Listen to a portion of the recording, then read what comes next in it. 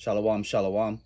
First and foremost, I want to give all praise, honor, and glory to Yahweh, Bahashem, Yahweh Shai, Bahashem, Rakah HaKodash. Double honors to the elders and bishops of Great Millstone who teach Hebrew well. Salutations to the beloved prophets and brothers continue to exhort the sheep in these last days. And a mighty shalom to all the hopeful listeners listening in to the 12 tribes scattered abroad. Shalom. The title of this epistle is going to be entitled The Gentile Mind State. The Gentile Mind State. Our people are still in a Gentile mind state, practicing the philosophies and doctrines and drunk wine off of these other heathen nations, still calling themselves abominable and atrocious bywords, and still continue to go off and infuriating the Father each and every passing day that we draw closer to the second coming of Hamashiach Yahushai. Curtain call is about to ensue, as we've seen through the recent cryptic messages provided by the left-hand side, that the time is drawing near. So it's an urgent call for our people to wake up out of sleep, for it is high time, for your redemption draweth nigh. And we are to lift our voices up and show our people their transgressions. Reveal to them who they are as a people, a scattered and dispersed people into all nations, for the transgressions of not keeping the law, statutes, and commands of our forefathers, and to make preparation spiritually for the end time gathering of the remnant to be brought back into the promised land upon said judgments being poured out upon the earth. So with that all being said, let's jump right into it. This is the Gentile mind state of our people.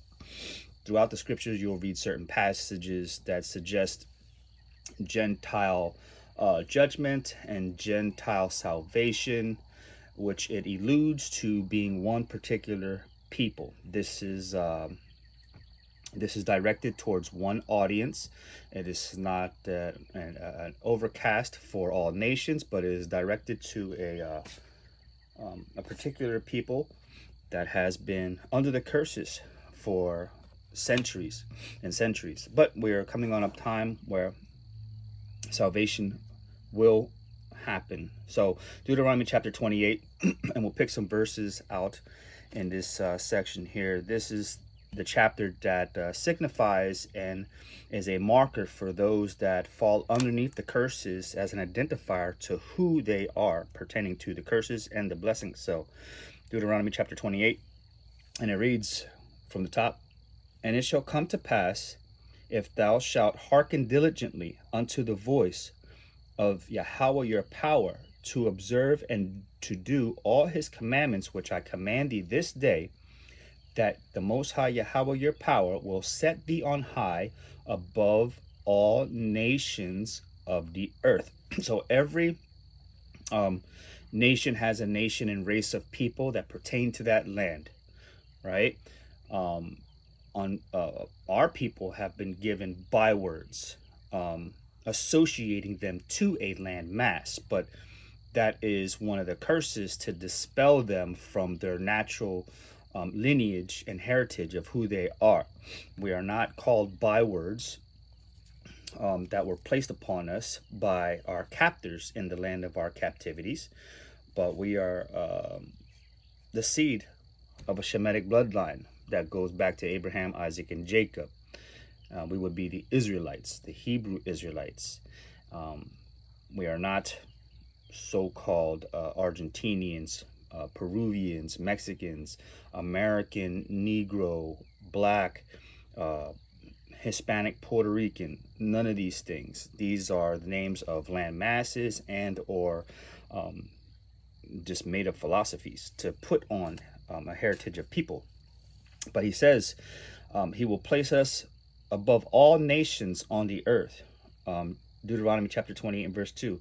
"And all these blessings shall come upon thee and overtake thee, if thou shalt hearken unto the voice Yahweh our power."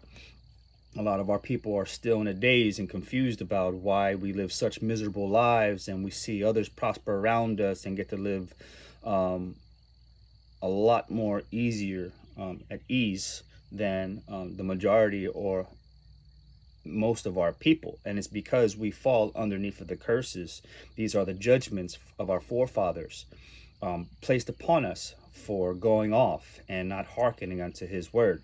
He says, Yahweh Shai, when they were persecuting him, the crowd that was persecuting him, his own people, the 2/3, they were telling the ruler that was set in Judea at the time, that besieged Judea, that let his blood be on our hands and on our children as well. For persecuting the Messiah and rejecting salvation, they ultimately received those curses. So we are the byproduct of those curses, right? But we're being woken up in these end times, and Deuteronomy chapter 28 is one of the identifying chapters and signs of who we are, because we are the only ones that fall underneath of the curses as of right now.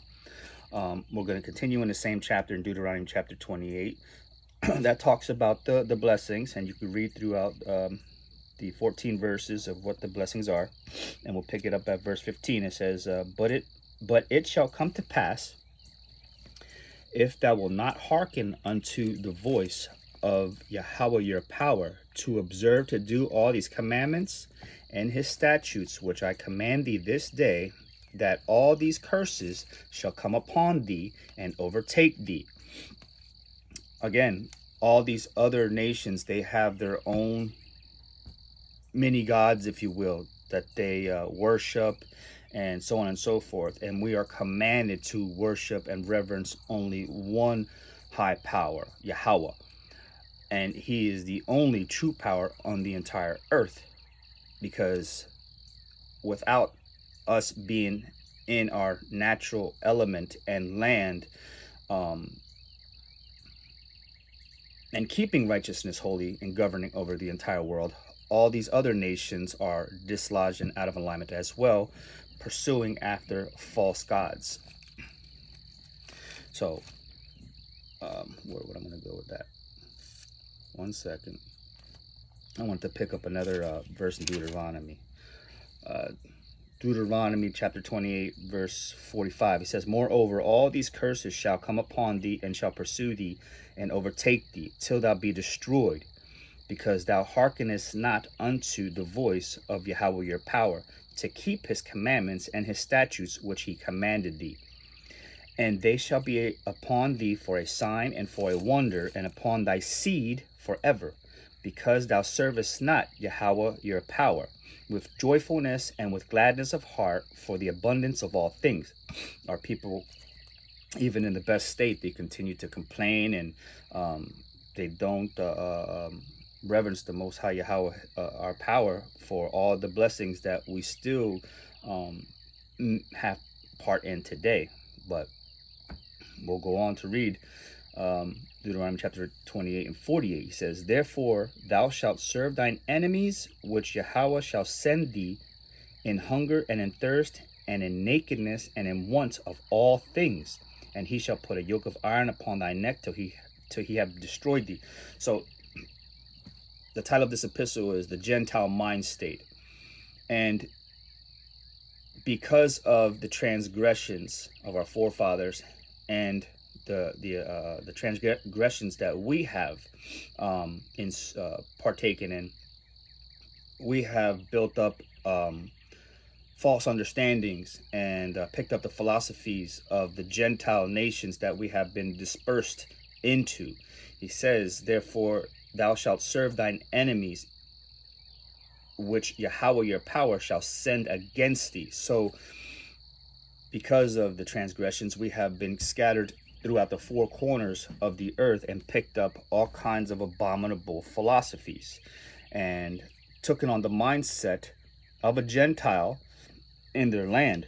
Verse 49, the Lord shall bring a nation against thee from afar, from the end of the earth, as swift as the eagle flieth, a nation whose tongue thou shalt not understand. Right?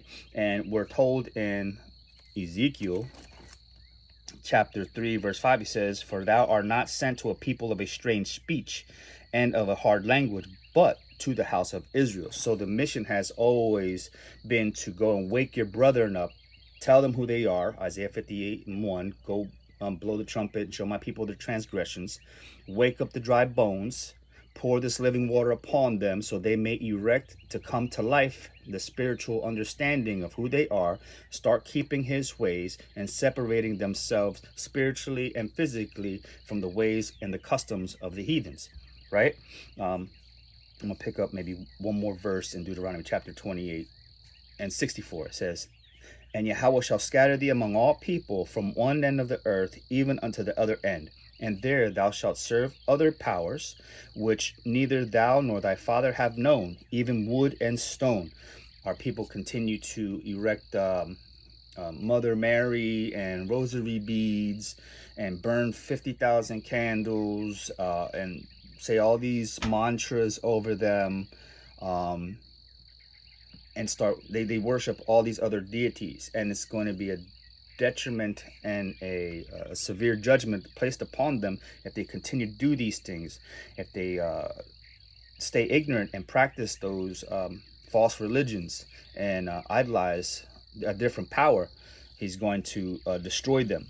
He's not just going to place the curses on them. He's going to utterly bring them to a halt. This is what the word says. Let's go on to Jeremiah chapter 10. We'll pick up one verse here. Jeremiah chapter 10 and verse 2. It says, thus saith Yahweh, learn not the way of the heathen, and be not dismayed at the signs of heaven, for the heathen are dismayed at them. He's telling us, verse 3 says, for the customs of the people are vain, and for one cutteth out a tree and afar. So he's saying, don't pick up the customs of the heathens. They worship Christmas. They do unholy wean, Easter, all these pagan rituals, and the doctrines and the philosophies that they practice. They're intertwined with the guise that the scriptures are covering them, right? They use the Bible to cover over Roman Catholicism.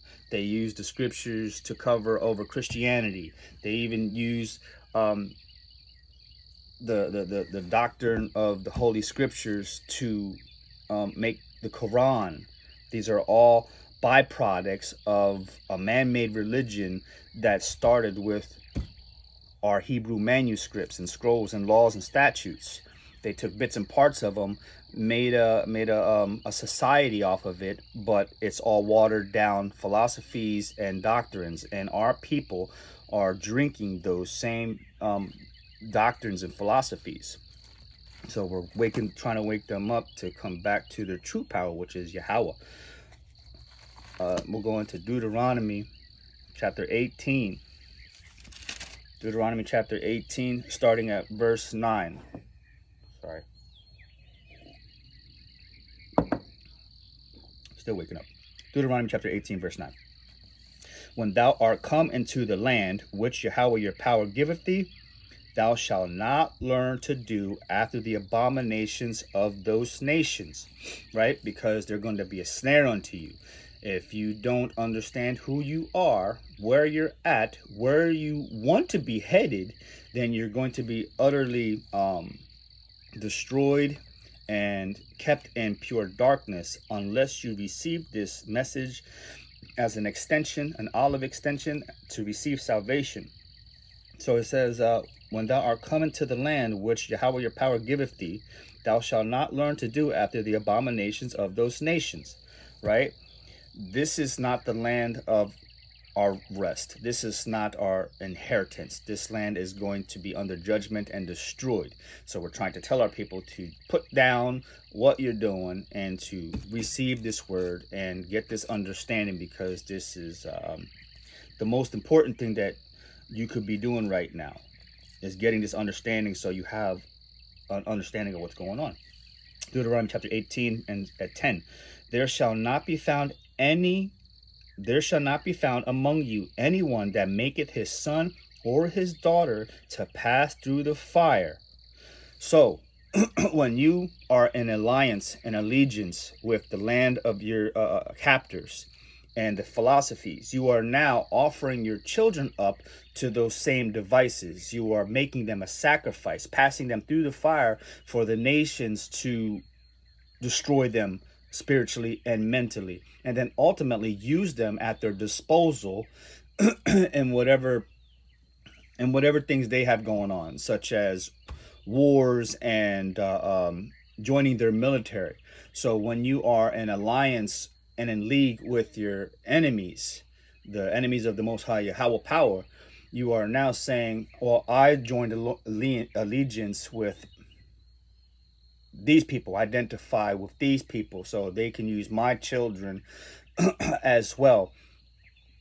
I don't know if they know that or not, but that's what you're ultimately doing. Deuteronomy chapter 18, continuing at verse 10. There shall not be found among you anyone that maketh his son or his daughter to pass through the fire, or that useth divination, or an observer of times, or an enchanter, or a witch. All these people that are set up in the environment to tell you the weather, to tell you the forecast of the news, whoever's on your radio, whoever's on your teleprompter, what they're doing is delivering messages in the atmosphere, and if you're receiving them, you are now also in line with that observer of times, the enchanter, that witch, the charmer, the consulter of familiar spirits, or the wizard, or the necromancer. All these spirits are set up to destroy. This land is truly defiled. There's nothing here that can bring life. The only thing that can substantiate you and bring forth life is falling under the banner of Yahweh Yahweh Shai, to be redeemed, because this place will do nothing but destroy you and your family and your dog and the air and the food and the philosophies and everything else. It has nothing to offer but death.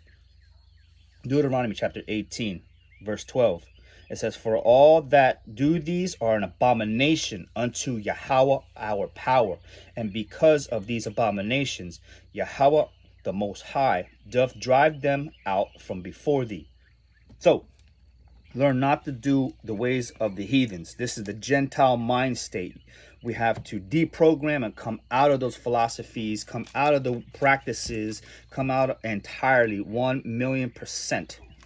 Be set apart, be ye holy, because you are a nation that was severed from the rest of the entire world, a holy nation, a peculiar nation above all nations. But no, you don't want that. You want to be in unison with the other nations. You want to offer them the inheritance that was promised to you, to them. You want to share and partake in that, but that's not the will of the Father. He's coming to bless his people, to save his people, to love on his people, to reverence his people, because he made an oath, he made a covenant promise with Abraham saying, I'm going to bless you, but after a time your children are going to be in captivity. And then Abraham but it's coming upon a time where, he's going to fulfill the promises of rescuing the remnant. Deuteronomy chapter 18 and verse 14. For these nations which thou shalt possess hearkened unto observer of times and unto diviners. But as for thee, Yahweh thy power has not suffered thee to do. Right? He said, I didn't tell you to do that. These are the commands that I require for the 12 tribes to do. I didn't tell you to go out and start muddling yourselves in Easter bunny baskets and putting up some colorful Christmas light and put a bunch of... This is all pagan practices. They worship dark spirits when they do that stuff. Deuteronomy chapter 14. Deuteronomy chapter 14 and verse 2. Let this precept sink into your mind. Deuteronomy chapter 14 verse 2. For thou art a holy people. Holy means kodash, set apart, peculiar, a treasure, different. For thou art a holy people unto Yahweh your power. And Yahweh has chosen thee to be a peculiar people unto himself, above all nations that are upon the earth. I did not butcher that precept. I didn't misinterpret that precept. I read it verbatim. I read it as it is. If you don't believe what it says, then this message is not for you. Point blank, period. No comma. Deuteronomy 18, we did all that. Boom, boom. Sorry, just going through my notes. Deuteronomy chapter 12. The Gentile mind state. The underlying message in this epistle is to recognize that there still are people in that program of a Gentile mind state, and it's hard to make that transition over. So you have to enlighten them as a fisherman to receive this word with gentleness, meekness, and all things. Your delivery does matter, but nonetheless, the message must go out so the blood is not on your hands. They can never say, no one has ever told me that. The Most High Yahweh has never sent a messenger my way. He's using all things at his disposal to deliver unto you a message unto the four corners of the earth, and particularly using the internet. Deuteronomy chapter 12, verse 29. Deuteronomy chapter 12, verse 29 on down. When Yahweh your power shall cut off all the nations from before thee, whither thou goest to possess them, and thou succeedest them, and dwellest in their land, take heed to thyself that thou be not snared by following them, after that they be destroyed from before thee, and that thou inquire not after their gods, saying, how did these nations serve their gods? Even so will I do likewise. Thou shalt not do so unto the Most High your power, for every abomination to Yahweh power, which he hateth, have they done unto their gods. For even their sons and their daughters they have burnt in the fire to their gods. What things soever I command you, observe to do it. Thou shalt not add thereto, nor diminish from it. Means keep every drop of word that he has ever told us to do, and understand what he means by these things. He says, do not intermarriage with these nations.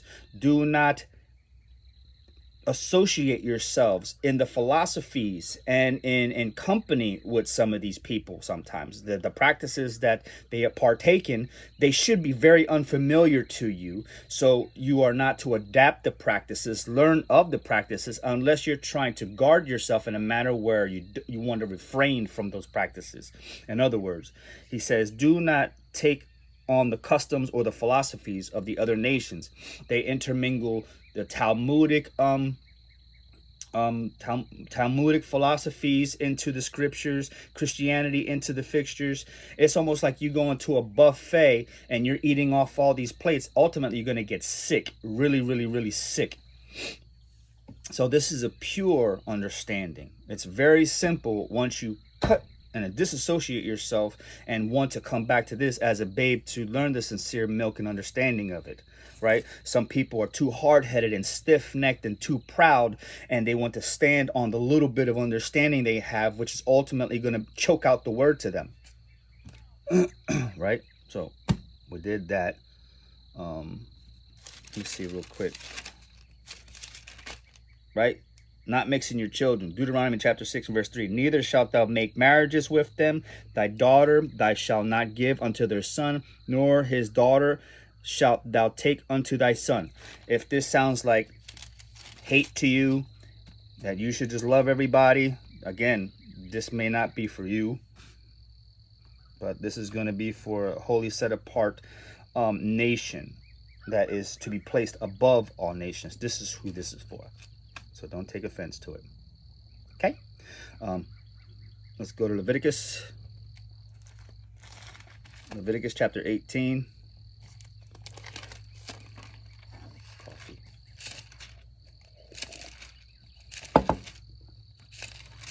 Leviticus chapter 18. And we'll pick up verse 3 to 5. It says, after the doings of the land of Egypt, wherein ye dwelt, shall ye not do. And after the doings of the land of Canaan, whither I bring you, shall ye not do. Neither shall ye walk in their ordinances. Ye shall do my judgments and keep my ordinances to walk therein. I am Yahweh your power. Ye shall therefore keep my statutes and my judgments, which if a man do, he shall live in them. I am Yahweh your power. other religions and other nations, they'll teach you, they'll proclaim that you don't have to keep these laws. You don't have to do that. Don't just move that out of the way. You don't receive it with a gift, believe it, and go on about your business. Don't forget to put tithes in the offering. Pray, and we'll see you next Sunday.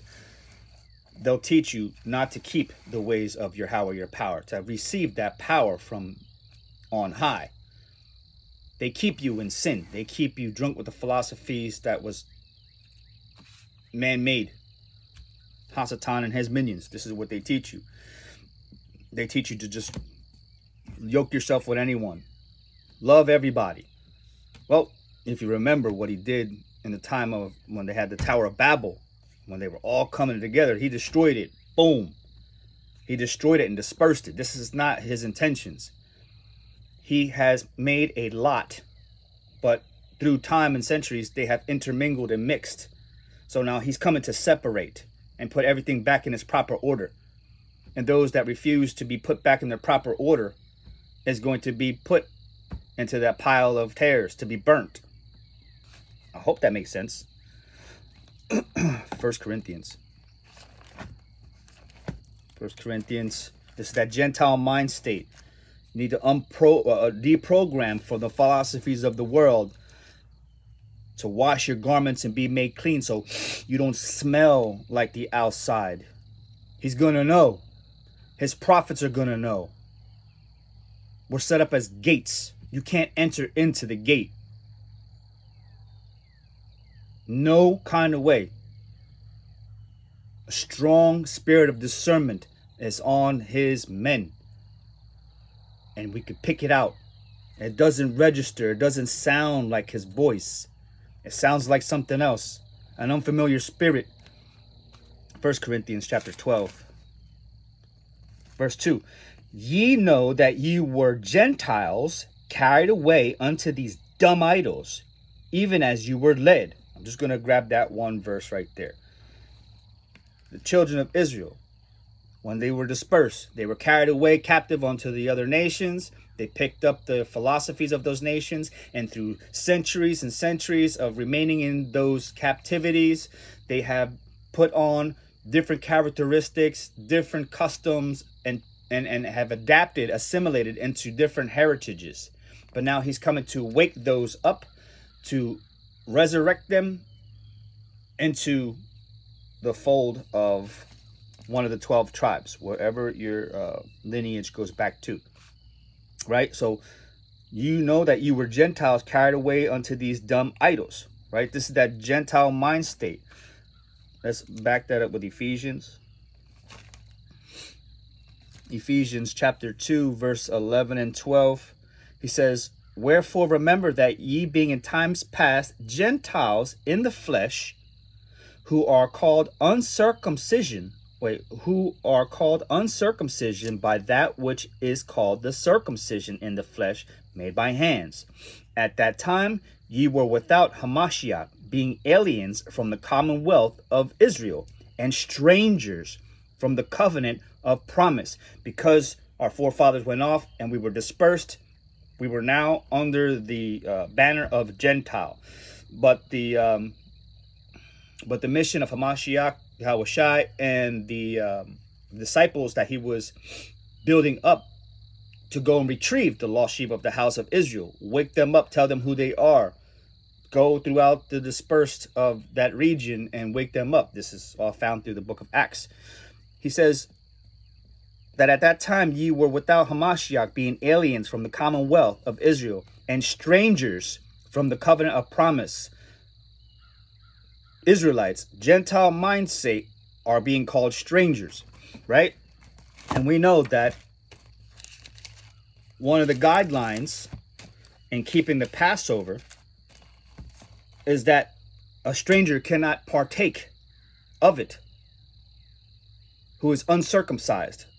Exodus chapter 12, verse 42 on down, it says, it is a night to be much observed unto Yahweh for bringing them out of the land of Egypt. This is that night of Yahweh to be much observed of all the children of Israel in their generations. The children of Israel are to be observing the Passover. This is something to bring the children of Israel out of the captivity. We must be made ready, washed clean, and circumcised of the heart, and keeping the law, statutes, and commands to be made ready to evacuate. And Yahweh said unto Moshe and Aaron, this is the ordinance of the Passover. There shall no stranger eat thereof.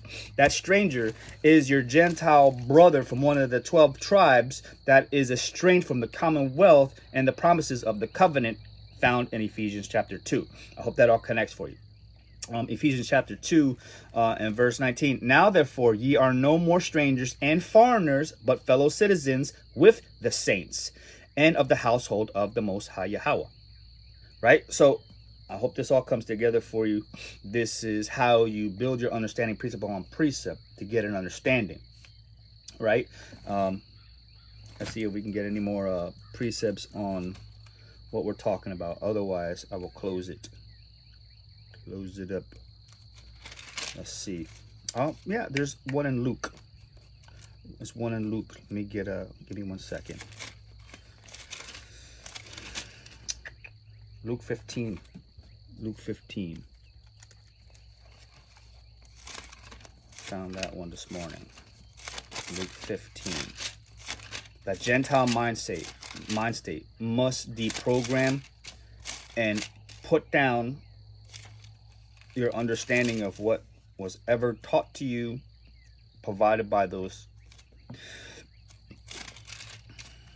false shepherds and prophets and pastors and deacons and bishops and elders and your grandmom.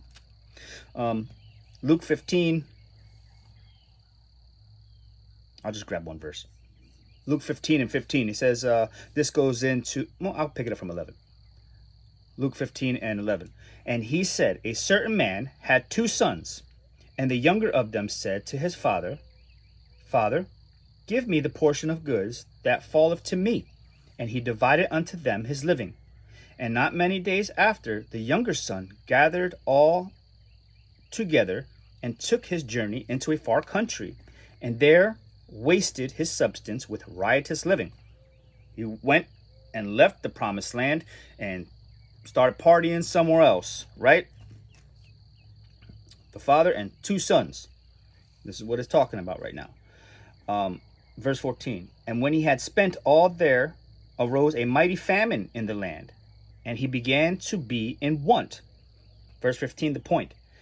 And he went and joined himself to a citizen of that country, and he sent him into the fields to feed swine. And he went fain and filled his belly with the husk that the swine did eat, and no man gave unto him. And when he had come to himself, when he came to remembrance of who he was, he said, how many hired servants of my father's have bread enough and to spare, and I perish with hunger? And I will arise and go to my father, and will say unto him, Father, I have sinned against heaven and before thee, and I am no more worthy to be called thy son. He's in sorrow and repentance now because he went off, right? He went to go and join himself unto the customs of the citizens of that country, becoming like them, but not receiving the blessings of becoming like them. Wonder why. And am no more worthy to be called thy son. Make me as one of thy hired servants. Right now, he's coming out of that Gentile mindset, coming into an understanding of who he is, given another name. We go through the scriptures, we see that there was priests, prophets, and servants that made that transition, calling themselves after the children of Israel. So I pray that this was helpful and edifying unto the elect. And until the next time, shalom.